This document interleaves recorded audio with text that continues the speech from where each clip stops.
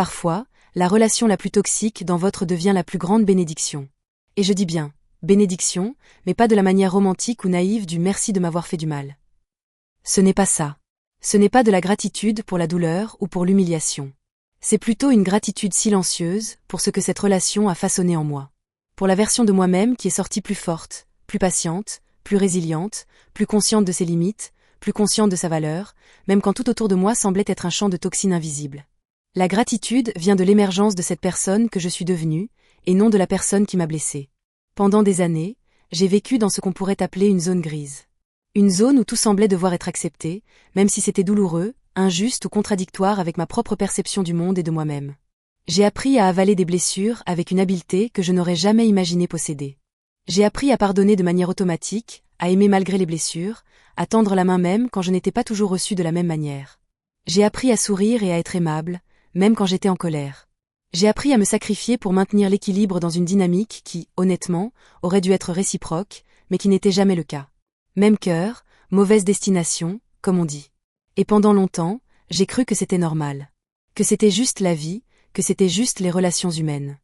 Mais il y a un point où la fatigue devient insupportable. Un point où l'âme commence à dire « assez ». Un moment où vous réalisez que vous avez aimé, pardonné et soutenu avec une intensité qui a presque effacé votre propre existence. Ce moment, je l'ai atteint. Et c'est là que tout a changé. Ce n'était pas un changement spectaculaire, pas un éclat soudain de révélation divine. C'était un glissement progressif, une prise de conscience douce mais implacable. Je pouvais être différente, je devais être différente. Et ce changement m'a permis de laisser derrière moi une version entière de moi-même.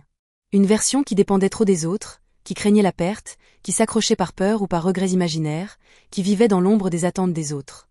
Cette version de moi n'était pas mauvaise, mais elle n'était plus fonctionnelle.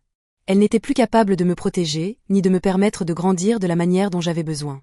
Laisser partir cette partie de moi-même a été comme se débarrasser d'un costume trop étroit que j'avais porté toute ma vie. C'était terrifiant et libérateur à la fois. J'ai découvert que la résilience ne se développe pas uniquement en traversant les jours heureux, mais en affrontant la douleur répétée et en choisissant chaque jour de continuer à avancer. Une relation toxique épuise le cœur et l'esprit avec une lenteur presque imperceptible. Chaque mot, chaque geste, chaque manquement à l'empathie ou à la bienveillance se cumule comme une petite goutte qui finit par remplir un vase déjà plein. Et à force, on apprend à reconnaître ces gouttes, à les encaisser, à s'adapter. Mais l'adaptation n'est pas toujours croissance. Parfois, elle devient prison. Et c'est ce que j'ai réalisé. Je vivais dans un vase rempli de toxines relationnelles, et je devais briser le vase pour respirer. Le processus de changement n'a pas été instantané. Il a été lent, douloureux, mais aussi profondément transformateur. J'ai commencé à remarquer les subtilités de ma propre force. J'ai appris à identifier mes limites sans culpabilité. J'ai appris à dire non, non pas par méchanceté ou par rébellion, mais par respect de moi-même et de mon énergie. J'ai appris que prendre soin de soi n'est pas un luxe, mais une nécessité. Et surtout, j'ai compris que l'amour que je portais aux autres ne devait pas me consumer. L'amour peut exister sans annihilation de soi. C'est un équilibre que j'ai dû apprendre à trouver dans la douleur et dans la réflexion.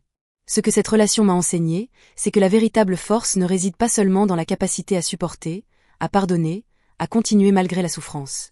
Elle réside dans la capacité à transformer cette souffrance en clarté. À transformer la confusion et la frustration en discernement. À transformer la dépendance émotionnelle en autonomie sans amertume. J'ai appris à observer mes réactions, mes émotions et mes motivations avec une honnêteté que je n'avais jamais connue auparavant. J'ai appris à discerner ce qui était vraiment important, ce qui avait de la valeur et ce qui n'en avait pas. J'ai appris que certaines batailles ne méritent pas d'être menées et que certaines personnes, même celles que l'on aime, ne peuvent pas toujours être comprises ou changées. Entrer dans cette nouvelle version de moi-même a été comme renaître dans un espace émotionnel que je ne connaissais pas. Les anciens schémas de peur, d'angoisse, de doute ont commencé à s'estomper, laissant place à une version de moi plus ancrée.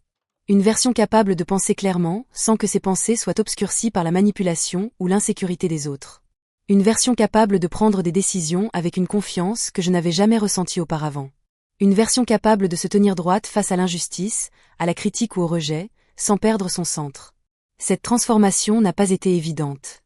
Elle a nécessité de reconnaître chaque moment où j'avais été blessée, chaque moment où j'avais été ignorée ou minimisée, et de dire « je mérite mieux. Je mérite de me respecter moi-même ». Ce chemin n'a pas été solitaire dans le sens physique, mais il a été profondément introspectif. J'ai dû me confronter à des émotions que j'avais longtemps refoulées. La colère, la tristesse, la déception, la peur. Et je l'ai fait sans me juger. Parce que comprendre que j'avais été blessée n'était pas une faiblesse. C'était une étape nécessaire pour évoluer. Et à travers cette évolution, j'ai découvert des ressources en moi que je ne soupçonnais pas. Une patience nouvelle, un courage silencieux, une détermination tranquille à ne plus accepter l'inacceptable. Une résilience qui ne dépendait de personne d'autre que moi-même, mais qui ne m'isolait pas non plus de l'amour des personnes qui comptent vraiment. Ce que je retiens de cette expérience, c'est que parfois, la douleur est le catalyseur d'une transformation intérieure. Ce que je considérais comme toxique à l'époque m'a forcé à me poser des questions difficiles sur moi-même et sur mes besoins. Cela m'a poussé à identifier ce que je voulais vraiment, ce que je ne voulais plus jamais tolérer et la personne que je désirais devenir. Il y a une clarté qui naît de la confrontation avec la toxicité. Une lucidité que l'on ne peut obtenir que lorsqu'on est au bord de l'épuisement émotionnel et que l'on choisit, malgré tout, de se relever. Cette clarté m'a permis de choisir des relations plus saines, d'identifier des dynamiques destructrices avant qu'elles ne prennent le dessus, et surtout de maintenir l'amour et la douceur en moi sans les compromettre pour protéger quelqu'un d'autre. En fin de compte, je remercie cette relation. Pas la personne, pas le contexte, pas les blessures elles-mêmes. Je remercie l'expérience. Je remercie le contraste qui m'a forcé à évoluer. Parce qu'en regardant en arrière, je vois que je ne serais pas la femme que je suis aujourd'hui sans tout ce que j'ai traversé. Je ne serais pas capable d'aimer avec autant d'intensité et de discernement. Je ne serais pas capable de me respecter tout en restant aimante. Je ne serais pas capable de pardonner et de poser des limites avec la même justesse. Et maintenant, en contemplant cette version de moi-même, je vois combien j'ai grandi. Je vois combien chaque douleur, chaque injustice, chaque frustration a été une occasion déguisée de me renforcer. Je vois combien il était nécessaire de passer par la confusion, la colère et la peur pour découvrir cette sérénité intérieure, cette clarté, cette autonomie affective. Cette expérience m'a appris que nous n'avons pas toujours besoin que la douleur disparaisse pour apprendre d'elle. Parfois, il suffit de reconnaître son rôle, de l'accepter comme une force silencieuse qui nous guide vers une version plus complète de nous-mêmes. Je regarde maintenant ma vie avec une perspective que je n'avais jamais eue. Je peux ressentir l'amour sans être consumé par lui. Je peux protéger mon cœur tout en gardant de la place pour la compassion. Je peux établir des limites fermes sans me sentir coupable. Je peux reconnaître mes blessures passées sans me définir par elles. Et dans ce processus, j'ai trouvé un équilibre entre force et douceur, entre résilience et vulnérabilité, entre courage et amour de soi. C'est ce que j'appelle la véritable bénédiction d'une expérience toxique. Elle ne change pas la personne qui nous a blessés, mais elle change profondément la personne que nous devenons.